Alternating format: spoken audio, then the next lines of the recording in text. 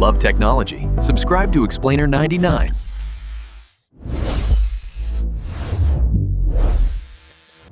All right, let's dive right into this explainer. Today, we're going to take that everyday computer mouse of yours and transform it into a highly customized, health-conscious tool for absolutely maximizing your productivity.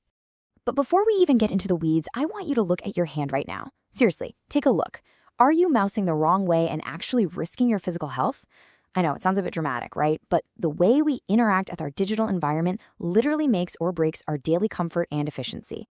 So, we're basically going to treat your workstation setup like a skill tree. We'll start with basic hardware connections, move through navigation and software customization, and then level up to advanced ergonomics and maintenance. Let's get going. Okay, level 1, setup and connecting your mouse. This is all about getting your device properly synced up with your computer so you can actually get to work. You basically have 3 main connection paths here. First up is the classic wired USB mouse. It's instant plug and play. Your system just automatically installs the drivers in a few seconds. Then you've got the wireless USB option. That one uses a tiny little dongle receiver that you plug in before flipping on the mouse's power switch. And finally, there's Bluetooth.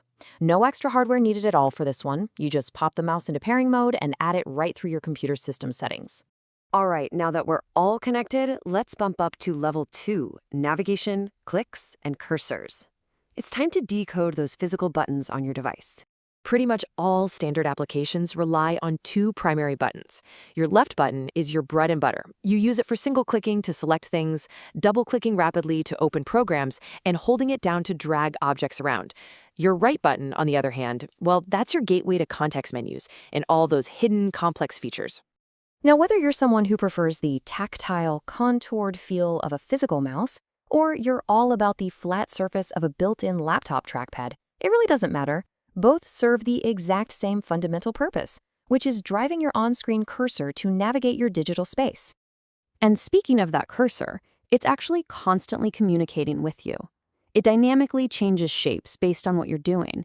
It might turn into a busy hourglass when your computer's thinking in the background, a 4-way arrow when you can move an object, or that classic I-beam when you're hovering over text. It instantly tells you exactly what action is possible right in that moment. Moving right along to level 3, customization and tailoring your settings. Now we dig into the software to make sure your mouse is working for you and not the other way around. The absolute key here is personalization. If you head into your system settings, specifically under Bluetooth and devices, and then the mouse menu, you can perfectly tailor the whole experience. For example, if you're left-handed, you can easily swap the primary click over to the right button. You can also tweak the pointer speed slider so the cursor matches your exact reaction times. It's super helpful. You can also unlock some powerful but honestly often overlooked productivity features like click lock. This brilliant little setting is a total lifesaver for your finger muscles. It lets you highlight text and drag objects without having to constantly hold the button down. If you spend your day organizing files or editing massive documents, this is a literal game changer. Oh, and if you ever lose your cursor on a super cluttered screen, and come on, we've all been there, just enable this quick setting under pointer options. You just check Show Location of Pointer when I press the Control key. Once that's on, anytime you lose track of it, you just tap the Control key and it draws this pulsing circle right around your pointer. No more violently shaking your mouse just to figure out where you are. All right, level 4. We're transitioning back to physical reality now with ergonomics, protecting your wrists. We really need to make sure your workflow is actually sustainable. So, looking at the Fellows 4-zone approach, the main takeaway is that typing or mousing incorrectly causes immense physical strain over time. You have to consciously avoid twisting or bending your hands. The ultimate goal here, the thing you're always striving for, is a completely neutral wrist posture while keeping your shoulders and arms totally relaxed. How do you do that? Well, you can achieve this neutral position by using wrist rests or by investing in some ergonomically certified hardware. Take this uniquely shaped vertical mouse, for instance. Designs like this are built specifically to eliminate that dangerous forearm twisting altogether, letting your hand just rest in a natural, stress-free handshake position. And to properly support that neutral wrist, you really should adjust your chair height right now. You want to be sitting so that your arms are perfectly horizontal with your desk, with your elbows resting at roughly a 90-degree angle. It's a completely free adjustment, but it does absolute wonders for preventing neck and shoulder tension. Also, make sure to pull your devices in close to you. Both your keyboard and your mouse should sit just 5 to 10 centimeters from the edge of your desk. You want to position that mouse perfectly in line with your shoulder and elbow to stop yourself from doing any unnecessary stretching or reaching.